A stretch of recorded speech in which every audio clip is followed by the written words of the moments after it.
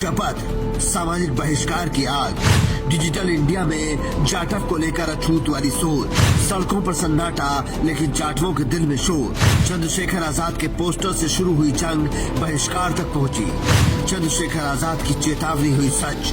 मध्य प्रदेश के भिंड का कोहार गांव, जहां कुछ दिन पहले तक हंसी मजाक और साझा चूड़ा हुआ करता था, आज वहां नफरत की एक अदृश्य दीवार खड़ी हो गई है। सड़कों पर सन्नाटा है लेकिन दिलों में शोर। ये शोर है उस शपथ का जिसने एक पूरे समाज को अछूत घोषित कर दिया है। यहाँ सवर्ण समाज के लोगों ने एक स्थानीय मंदिर में एकत्रित होकर जाटव समाज के लोगों का सामाजिक बहिष्कार करने की सामूहिक शपथ ली है। सवर्ण समाज के लोग मंदिर की सीढ़ियों पर खड़े होकर कहते हैं कि हम शपथ लेते हैं कि आज से जाटव समाज का पूर्ण बहिष्कार करेंगे। इस शपथ ने बांस गांव को 2 हिस्सों में बांट दिया है। अब न कोई सवर्ण समाज का व्यक्ति उनके खेतों पर जाएगा, न उन्हें काम देगा और न ही उनसे कोई लेन देन रखेगा। ये सिर्फ बहिष्कार नहीं, एक आर्थिक चोट है उन परिवारों पर जो दिहाड़ी मजदूरी पर टिके हैं। ग्राम पंचायत कोहार में सवर्ण समाज की मीटिंग है। सभी समाजों की आज हमारे गांव कोहार में सवर्ण समाज, ब्राह्मण, ठाकुर और भी समाज है। जाटवों को छोड़ने के बाद बस हम लोग ये प्रतिज्ञा करते हैं कि जाटव समाज के ना तो उनके पास जाएंगे, ना उनके घर पे जाएंगे, ना उनको अपने यहाँ आने देंगे। बाकी हम लोगों पे जितना बनेगा उनसे दूरी। नफरत की चिंगारी तब उठी जब गांव में नगीना सांसद और भीम आर्मी चीफ चंद्रशेखर आजाद के पोस्टर लगाए गए, जिसका सवर्ण समाज के लोगों ने विरोध किया।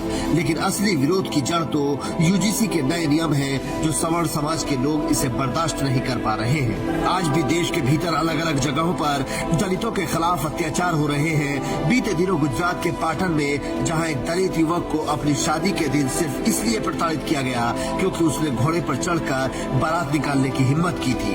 विशाल चावड़ा नामक युवक के लिए वो दिन उसके जीवन का सबसे सुखद अवसर होने वाला था, लेकिन सवर्णों की तानाशाही की वजह से खुशियों का ये माहौल अचानक मातम और दहशत में बदल गया। चंद्रशेखर आजाद ने दिल्ली के जंतर मंतर पर दलितों पर होने वाले अत्याचारों के खिलाफ बोलते हुए कहा था कि जब भी ये समाज संगठित होकर अपने हक और स्वाभिमान की बात करेगा, व्यवस्था और जातिवादी ताकतें उसे रोकने और दबाने की कोशिश करेंगी। उन्होंने इसी भाषण में कहा था कि हक मांगने पर रोटी नहीं, बहिष्कार मिलता है। आज भिंड के कोहार गांव और देश के अन्य हिस्सों में उनकी यही बात सच साबित होती दिख रही है। कई लोगों के चेहरे बेनकाब हुए, कई पार्टियों के चेहरे बेनकाब हुए, कई नेताओं के चेहरे बेनकाब हुए, कई सामाजिक संगठनों के चेहरे बेनकाब हुए। और सबसे ज्यादा बेनकाब अगर कोई नारा हुआ है तो वो नारा है जो नारा लग रहा था कि जात पात की करो विदाई, वो नारा भी बेनकाब हो गया। वो नारा झूठा था। अगर वो नारा सच्चा होता तो मैं पूछना चाहता हूँ कि जब मंडल कमीशन की बात आती है, जब SC आयोग की बात आती है, SC एक्ट की बात आती है, जब यूजीसी की नई गाइडलाइन की बात आती है, तो आप आंदोलन क्यों करते हो हमारे खिलाफ? क्यों हमारे खिलाफ आंदोलन करते हो? क्यों आप हमारे खिलाफ आंदोलन करके सड़कें जाम करने का काम करते हो? क्यों आप आंदोलन करके जो कहते थे कि प्रधानमंत्री हिंदू हृदय सम्राट है, उन्हीं प्रधानमंत्री को बताओ कहा गया, नहीं कहा गया, कैसे कैसे शब्दों से नवाजा गया। तो ऐसे में सवाल ये है कि 21वीं सदी के भारत में जहां हम डिजिटल इंडिया की बात करते हैं, क्या एक पोस्टर और कानून का विरोध किसी समाज के हुक्का पानी बंद करने तक पहुंचना चाहिए? कोहार गांव आज इंसाफ और एकता के बीच खड़ा होकर जवाब मांग रहा है।